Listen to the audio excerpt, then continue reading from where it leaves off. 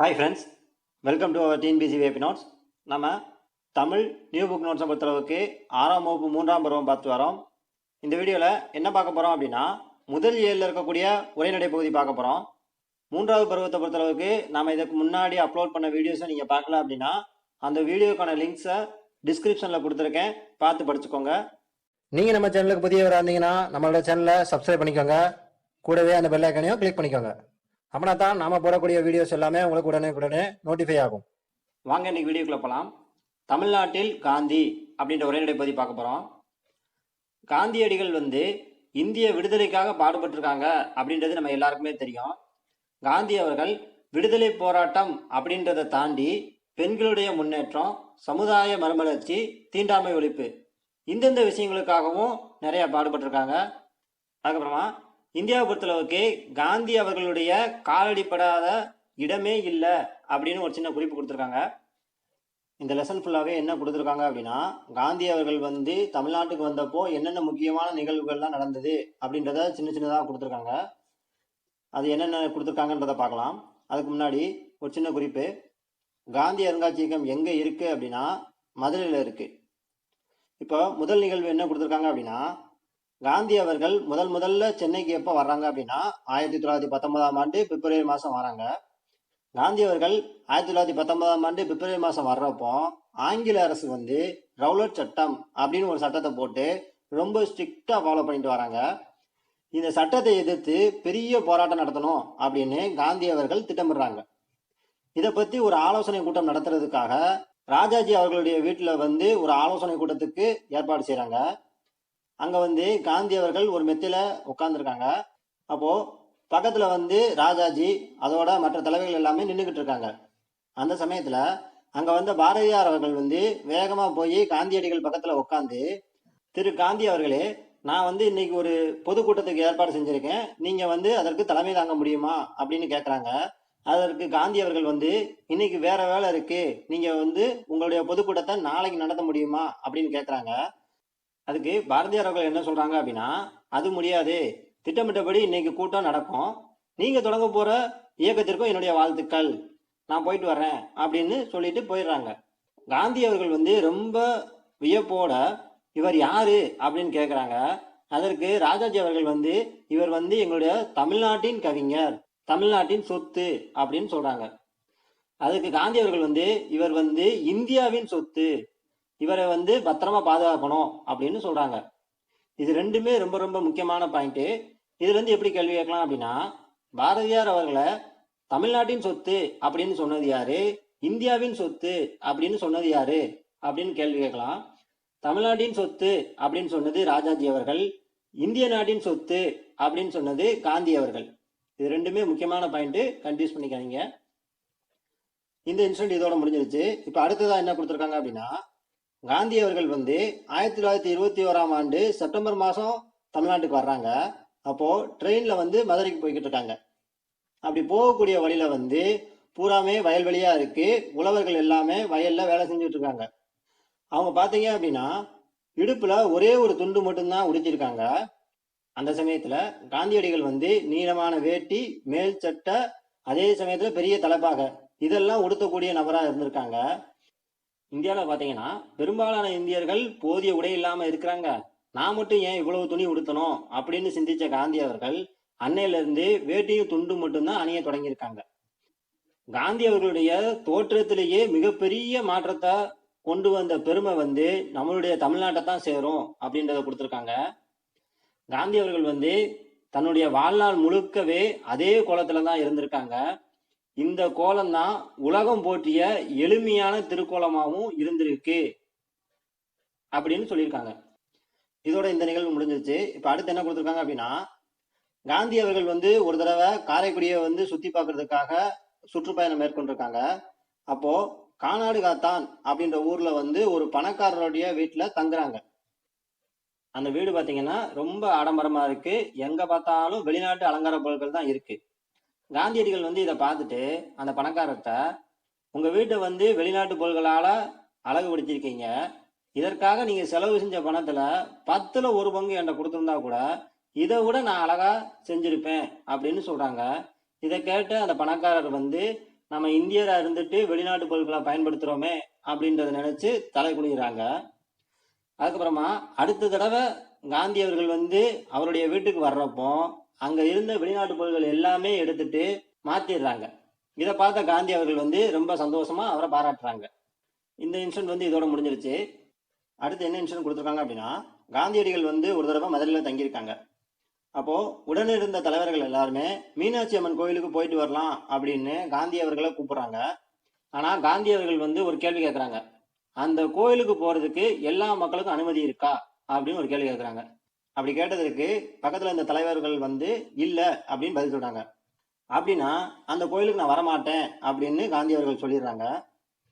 அதுக்கப்புறமா ரொம்ப வருஷம் கழிச்சு மீனாட்சி அம்மன் கோயிலுக்குள்ள போறதுக்கு எல்லாருக்குமே உரிமை உண்டு அப்படின்னு அறிவிச்சிடறாங்க. அதற்கப்புறமா மதுரைக்கு வந்தப்பந்தான் காந்தியடிகள் வந்து மீனாட்சி அம்மன் கோயிலுக்கு போயிருக்காங்க.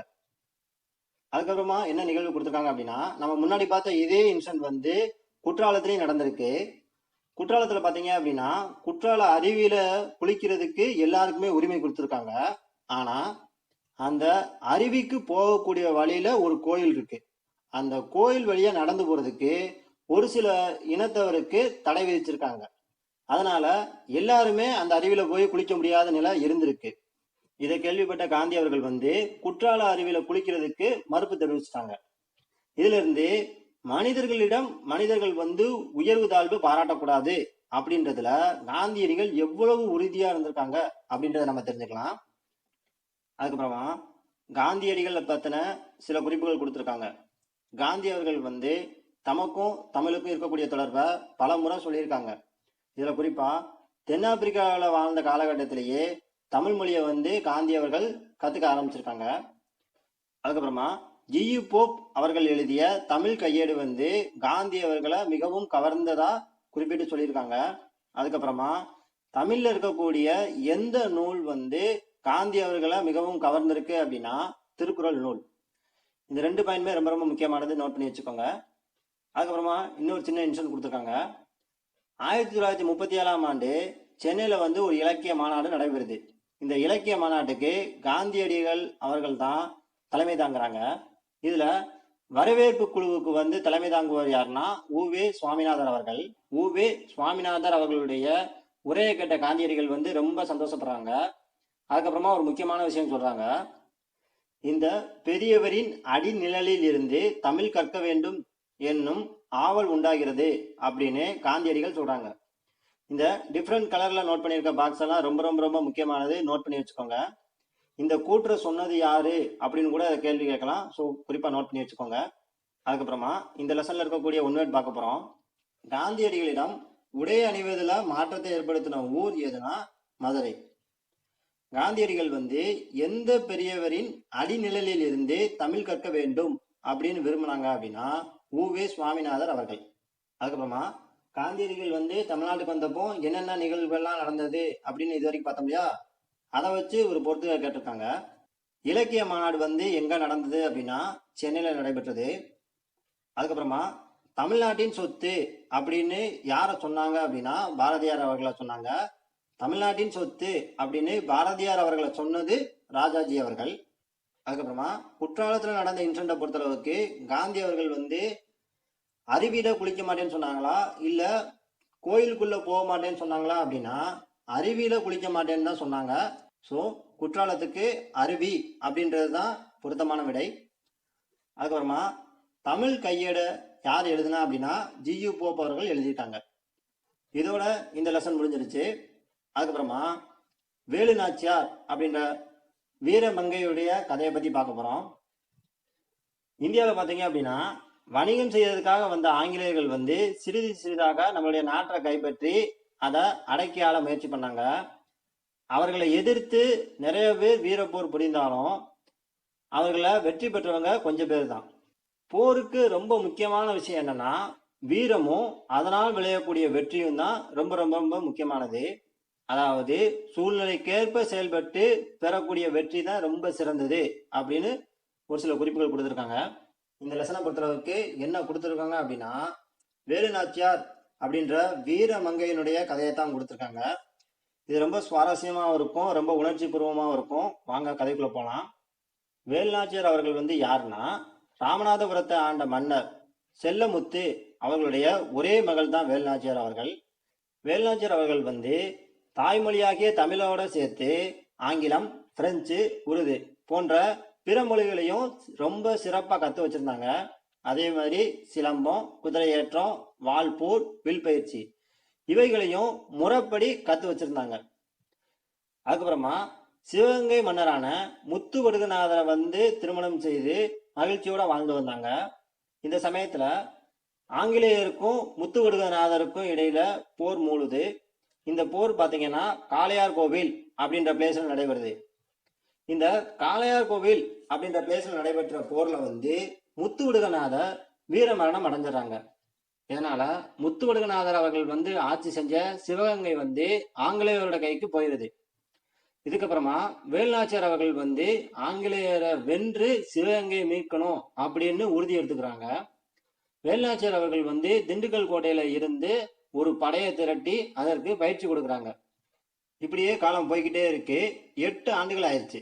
8 வருஷத்துக்கு பின்னாடி திண்டுக்கல் கோட்டையில ஒரு ஆலோசனை கூட்டம் நடத்துறாங்க. இதுல வந்து கூட்டத்துக்கு நடுவுல வீரமங்கை வேலுநாச்சியார் அவர்கள் வந்து உட்கார்ந்துருக்காங்க. சுத்தி வேலுநாச்சியார் அவர்களுடைய அமைச்சர் தாண்டவராயன், தளபதிகளாகிய பெரிய மருது, சின்ன மருது, அதோட சில குறுநில மன்னர்களும் உட்கார்ந்துருக்காங்க. இந்த ஆலோசனை கூட்டத்தில் பார்த்தீங்க அப்படின்னா ஒரு சின்ன கான்வர்சேஷன் போகுது.